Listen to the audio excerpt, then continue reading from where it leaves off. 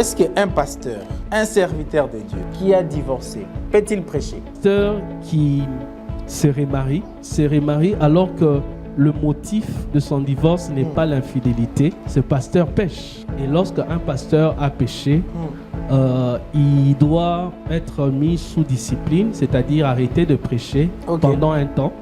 Parce que j'aimerais dire quelque chose qui peut choquer les gens aussi. C'est que l'adultère est un péché.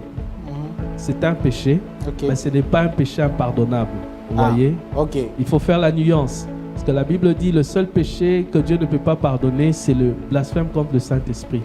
Alors, quelqu'un qui tombe dans l'adultère pêche, mais lorsque cette personne se répand, lorsque cette personne revient à Dieu, cette personne sera pardonnée.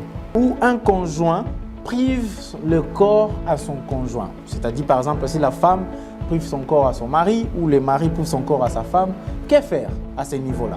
Alors, ce qu'il faut faire, c'est de prier pour la personne. Ce qu'il faut faire, c'est de conseiller la personne. Et si vous avez un pasteur, vous avez des parrains, vous pouvez en parler pour qu'on puisse donner des conseils et puis prier. Parce que normalement, lorsque vous êtes mari et femme, vous devez jouir aussi de la sexualité. Et c'est conforme à la volonté de Dieu. Mais maintenant, si un des partenaires ne veut pas jouer son rôle de mari ou de femme,